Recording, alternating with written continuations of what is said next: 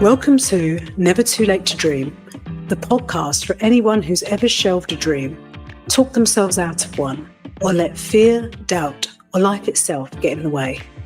Every episode, I'll be talking to real people, late bloomers, slow burners, and plot twisters who dare to pursue their dreams later than supposed to. We're talking about the messy middle, the wobbles, the moments of what the hell am I doing, and the extraordinary things that happen when you keep going anyway. Because here's the thing, there's no expiry date on a dream. The world's full of people who found their groove in their 40s, 50s, 60s and beyond. And they've got stories worth hearing. Each guest will share their dream, what stopped them, how they got unstuck, and what they'd say to anyone still waiting in the wings. And I'll also be asking everyone what their dream's theme song is, because every good story deserves a soundtrack, doesn't it? Hello and welcome to the very first episode of Never Too Late to Dream. I'm your host, Caro-lin Buist, and I'm absolutely chuffed that you're here. So for this episode, I thought it was only right and proper that I go first. Put myself in the hot seat before I go asking anyone else to do it. And this might sound a little bit weird, so bear with me, but I'll be interviewing myself for this episode, just like I'll be doing with future guests from episode 2. So without further ado, let's crack on. Consider this your backstage pass to my story. I'll warn you now, it's a little bit wiggly. So tell me about your dream and why you wanted it. My dream, the one I've had since I was about 15 years old, was to be my own boss. Simple as that. It started with music, actually. I grew up in a musical family. My dad was a singer-songwriter, and as kids, my brother, sister, cousins and I had our own little family band. I was the 10-year-old drummer. Not because I chose that, but it was the only vacancy going. But I struck lucky. Pardon the pun. My first business idea was to become a band artist manager, jet-setting around the world and getting paid to watch gigs. Honestly, at 15, I thought that was a viable career plan. But back down to earth with a loud bump, reality kicked in. I had zero experience of business or even work at that stage.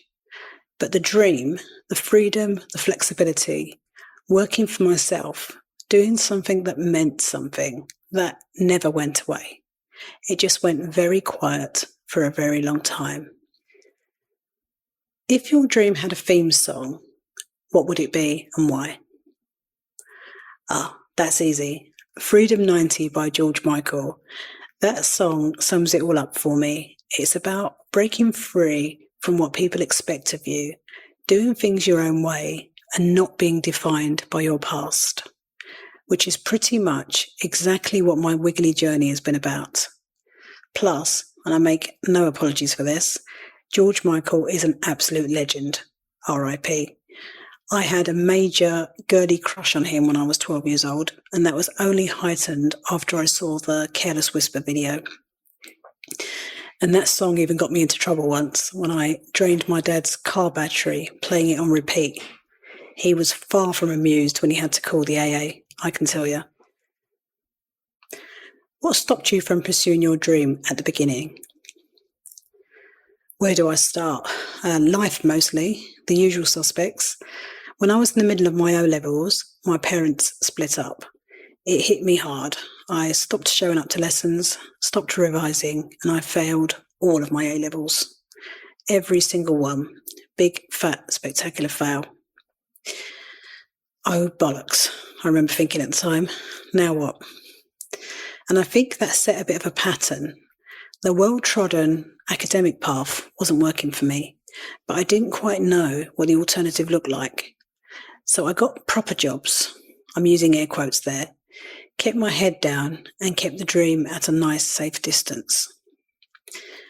Once I started working and had a regular paycheck, it became safe and comfortable. Well, at the time I thought it was comfortable. Looking back, it wasn't really what I wanted, but I was afraid of what would happen if I actually tried and it didn't work out. I wasn't sure if I was good enough to go it alone and didn't really have the confidence in the beginning. How did you cope with these challenges? Music, honestly. Music has always been my therapy, my motivation, and my happy place. I can stick my iPod on, sing along to the bass line, the drum fills, the guitar riffs, the whole shebang, and I'd get through anything. But without fully realising it at the time, I also kept building. Every job I took, every course I did, every difficult micromanager I survived, I was adding to the toolkit. I was learning what I did and didn't want from life. The dream was still there, it had just gone a bit quiet. Just like a song on low volume. You can still hear it if you listen closely. Then in August 2015, I had a brutal and shocking wake-up call when a friend took his own life. It made me question my life choices and whether I was happy, and it turned out I wasn't. So I decided to go for it and set up my first business in 2016, which didn't go too well. More on that story can be found in my book, Sing Like No One's Listening. But when I started Above and Beyond VA in 2020, it felt easier and I felt more confident offering admin services, as that's where my experience was. But I didn't cope with the challenges alone. I've been lucky enough to work with some awesome coaches and mentors throughout my business journey who have helped me with my mindset and confidence. And I don't think I'd still be doing this if it wasn't for the help and support I've had. So what advice would you give your younger self? Oh, blimey, loads. I think I'd say stop lip syncing to someone else's song. Stop following the path that other people have mapped out for you and start writing your own. Failing your A-levels isn't the end of the world. It's feedback. It's the universe saying, not this way, try another route. Failure full stop is not the end of the world. I talk about this in my book, but see failure as feedback. It's information to help you tweak and change what you're doing if it's not working. There are no mistakes because everything you do in business is not wasted. So you need to see mistakes as learning rather than failure. And I'd also say your dream doesn't have an expiry date. So put it somewhere safe, but don't put it away forever. Is there anything you do differently? If I'm honest, I'd have started earlier. Not at 15, I wasn't really ready then, but maybe in my 30s when I had a bit more life experience behind me, but still plenty of runway ahead. But what I've learned is there's no point in the what ifs. Every job, every wrong turn, every disaster, including the time I accidentally underpaid the postage on 20 marketing envelopes and had to send checks to 20 estate agents, all of it shaped the business owner I am now. I'm not going to elaborate on the envelope story. You'll have to buy a copy of my book to find out more. So what does success look like for you?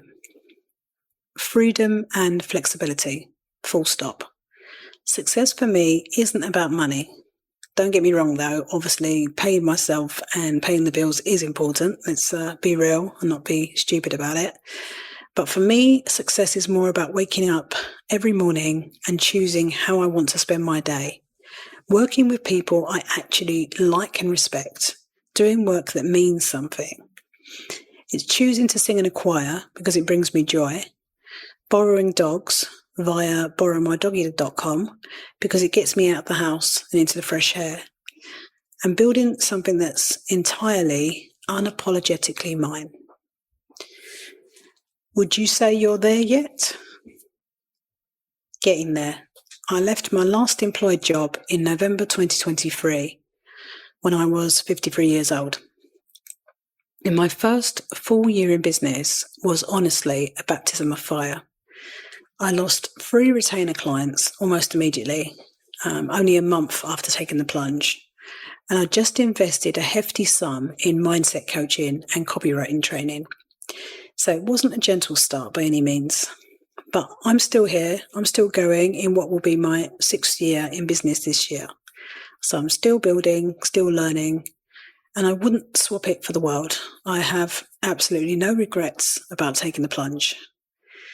You have to think of it like a band in their early years. You're still finding your sound, making mistakes in front of small audiences, and honing the set list. The headline gig will come.